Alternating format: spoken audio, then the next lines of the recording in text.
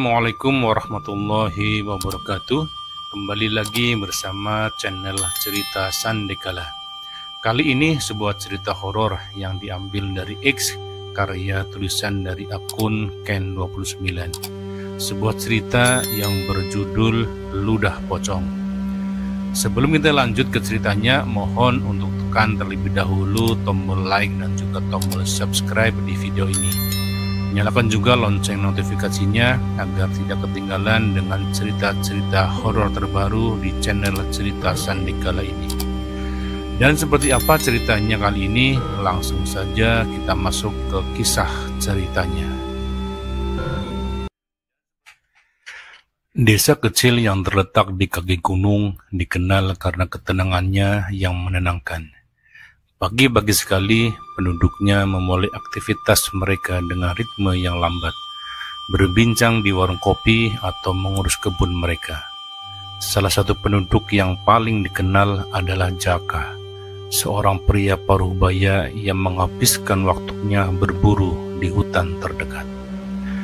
Jaka adalah tipe orang yang tidak mudah percaya pada cerita rakyat atau mitos. Namun, belakangan ini desas-desus tentang pocong, makhluk dari kain kafan yang kembali dari kematian, mulai meresap ke dalam pembicaraan sehari-hari. Cerita ini menjadi topik hangat di warung kopi, terutama setelah beberapa orang mengklaim telah melihat sosok putih melayang di malam hari. Suatu malam, setelah mendengar cerita terakhir tentang pocong yang meneteskan ludah hitam, Jaka memutuskan untuk menyelidikinya sendiri. Ia mengambil senapan dan lampu senter, berpakaian hangat, dan berjalan menuju hutan yang dikenal oleh warga sebagai tempat penambakan. Dengan keyakinan yang membara, ia melangkah masuk ke dalam gelapnya hutan. Hutan itu tidak seperti yang Jaka ingat. Suasana malam terasa menekan, dengan kabut tipis yang melingkupi setiap langkahnya. Suara burung hantu dan angin malam menciptakan simfoni yang menakutkan, seolah alam berbisik bahwa sesuatu yang jahat tengah menunggu di dalam kegelapan. Setelah beberapa jam berjalan, Jaka menemukan sebuah makam lama yang terlupakan di tengah hutan. Batu nisan yang hampir terbenam oleh tanah dan simbol-simbol kuno yang tidak dapat dikenali memberi kesan angker. Jaka merasa seolah sesuatu yang tak terlihat tengah mengamatinya dari balik pepohonan. Ketika Jaka mulai meraba makam, angin malam tiba-tiba berhembus kencang, membawa bau busuk yang membuatnya merasa mual. Rasa dingin yang menyentuh kulitnya semakin intens. Ia merasa ada sesuatu yang menyentuh tangannya, seolah ada ludah dingin yang mengalir di antara jari-jarinya. Dalam kegelapan, Jaka melihat sosok putih melayang di antara pepohonan, hampir tidak terlihat di bawah cahaya lampu senter. Sosok itu berbentuk seperti kain kafan yang berkibar, dan dengan cepat Jaka merasa seolah dia tidak sendirian. Dia mendengar suara berbisik lembut di telinganya yang membuat hatinya berdebar kencang. Sosok pocong itu tiba-tiba muncul lebih dekat dengan tatapan kosong dan penuh kemarahan. Kain kafannya basah dan kotor, noda-noda darah kering terlihat jelas. Dari mulut pocong, ludah hitam mulai menetes, menambah kesan mengerikan yang menyelimuti malam. Jaka mencoba untuk bergerak, tetapi kakinya terasa berat seperti tertanam di tanah. Ludah hitam itu mengalir perlahan, menetes di tanah dengan bunyi menakutkan. Setiap tetes yang jatuh membuat suasana semakin mencekam, seolah tanah di bawahnya mulai menyerap kekuatan kegelapan. Dengan sekuat tenaga, Jaka mengarahkan lampu senter ke arah pocong dan berusaha untuk melawan rasa takutnya. Namun, pocong itu tampaknya tidak terganggu, hanya menatapnya dengan mata kosong. Jaka merasakan ketegangan yang semakin memuncak, dan dia tahu bahwa ini lebih dari sekadar mimpi buruk. Jaka mulai bergerak mundur, berusaha untuk menjauh dari sosok yang semakin dekat. Namun, setiap langkah mundur terasa seperti melawan gravitasi, seolah tanah itu menariknya ke dalam kegelapan. Ludah hitam pocong menetes lebih banyak, menyebar ke arah kakinya dan menciptakan genangan yang menjijikkan. Dalam kepanikan, Jaka memutuskan untuk melarikan diri secepat mungkin. Namun, pocong itu terus mengikuti, melayang dengan gerakan yang tidak wajar. Jaka merasakan angin dingin di punggungnya, seolah tangan dingin sedang mengejarnya. Suara derit kain kafan dan bisikan lembut menyertai langkahnya. Setelah melewati beberapa jarak, Jaka akhirnya mencapai tepi hutan dan kembali ke jalan setapak. Namun, ketakutannya belum mereda. Saat ia berbalik untuk melihat ke hutan, pocong itu tampak semakin menjauh. Tetapi ludah hitamnya masih menetes ke tanah, menciptakan jejak yang menakutkan. Di rumahnya, Jaka berusaha untuk tidur, tetapi bayangan pocong dan ludah hitam terus menghantuinya. Ia merasakan kedinginan dan tak nyaman, seolah makhluk itu masih ada di sekelilingnya. Ketika ia terbangun tengah malam, ia melihat tetesan hitam di lantai kamarnya, seolah pocong itu telah mengikutinya. Dalam keputusasaan, Jaka membersihkan ludah hitam dan mencoba menenangkan pikirannya. Namun, setiap malam saat gelap tiba, suara berbisik dan bayangan pocong kembali mengganggunya. Ludah hitam itu menjadi simbol ketakutannya, mengingatkannya pada malam mengerikan yang tak akan pernah dilupakan. Hari-hari berlalu, tetapi ketenangan tidak pernah kembali sepenuhnya.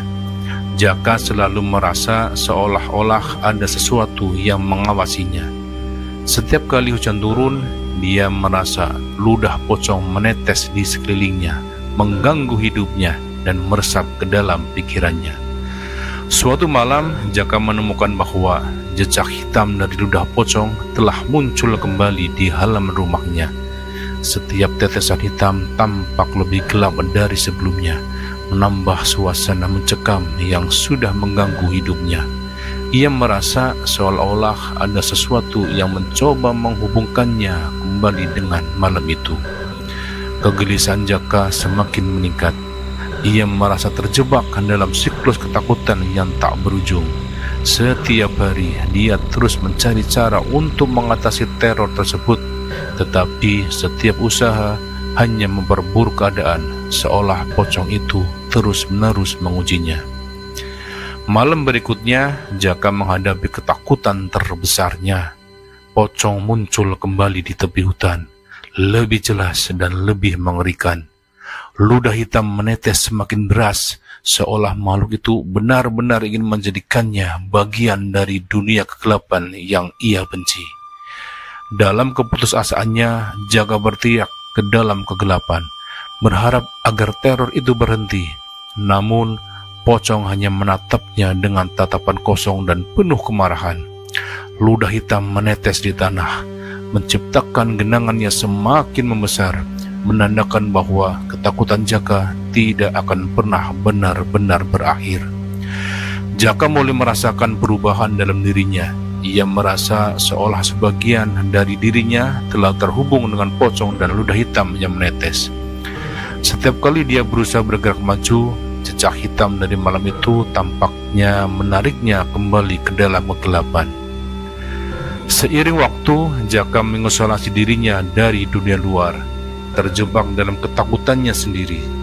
Desas-desus tentang kehadirannya mulai menyebar di desa, dan penduduk mulai percaya bahwa Jaka telah menjadi bagian dari legenda pocong. Suasana rumahnya semakin suram dan mencekam. Suatu hari, seorang tetangga yang penasaran mencoba mendekati rumah Jaka. Namun, begitu dia memasuki halaman, dia menemukan jejak hitam yang sama. Ketika dia melihat ke arah jendela, dia melihat sosok pocong berdiri di belakang tirai, meneteskan ludah hitam yang menakutkan.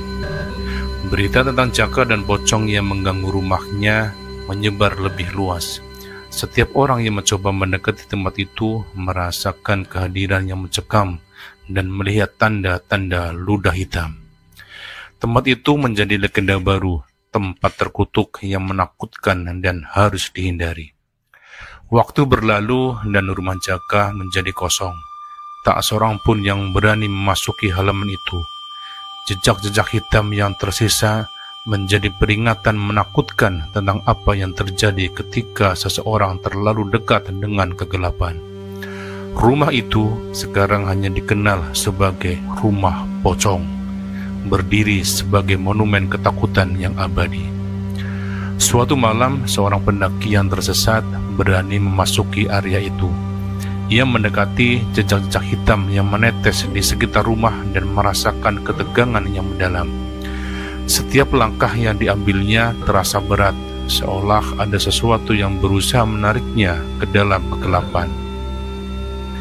Ketika pendaki tersebut mendekati rumah Jaka, dia melihat sosok pocong berdiri di sudut ruangan yang gelap.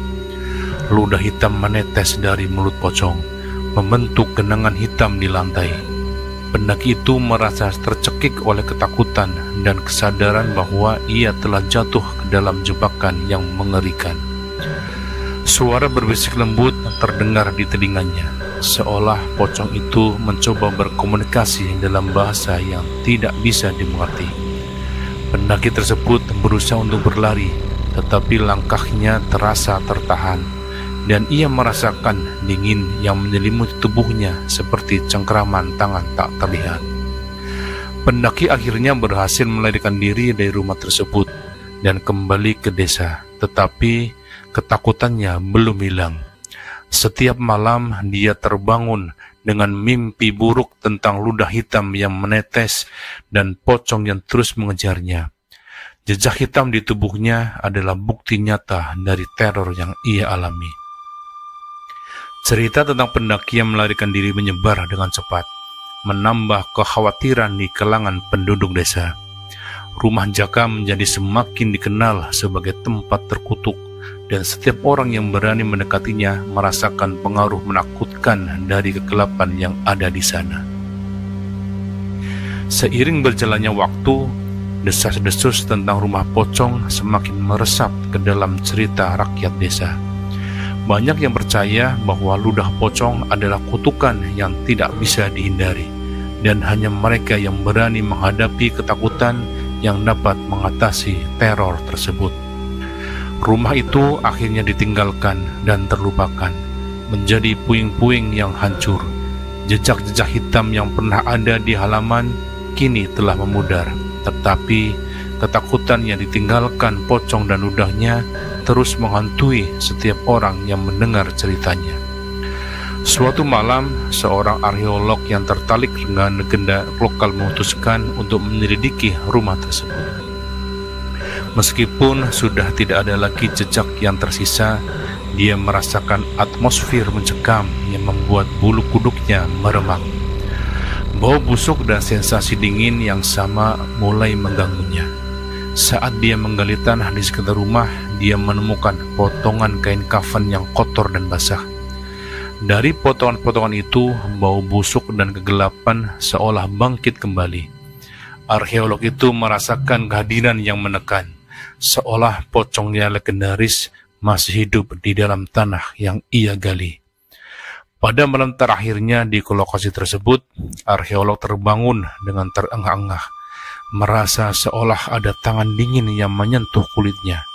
Ludah hitam menetes di sekitar tempat tidurnya, dan suara bisikan lembut terdengar di telinganya. Ia tahu bahwa ia telah mengganggu sesuatu yang tidak seharusnya diganggu. Ketika arkeolog meninggalkan lokasi, dia membawa pulang bukan hanya penemuan fisik, tetapi juga jejak ketakutan yang mendalam.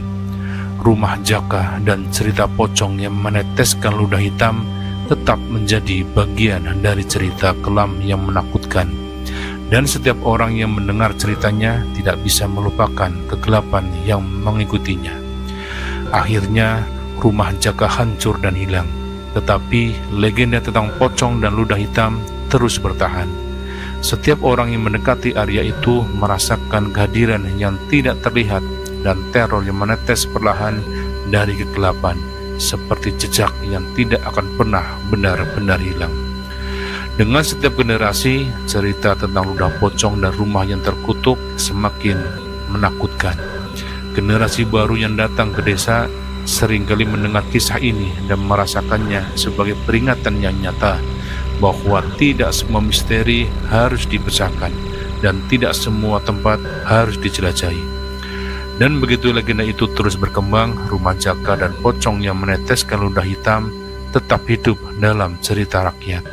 Meskipun fisik rumah telah lenyap, teror dan ketakutan yang ditinggalkannya tetap ada, menghantui pikiran mereka yang berani mengingatnya.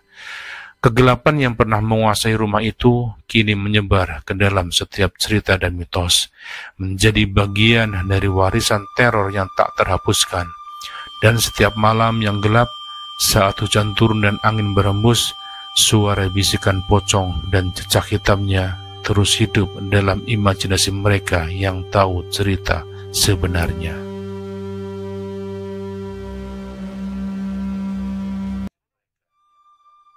Oke teman-teman, cukup sekian cerita kita kali ini. Bagaimana menurut kalian cerita ini?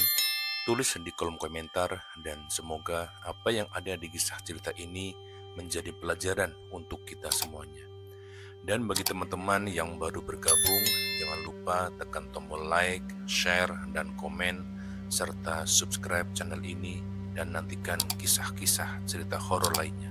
Tetap di channel Cerita Sandekala. Wassalamualaikum warahmatullahi wabarakatuh.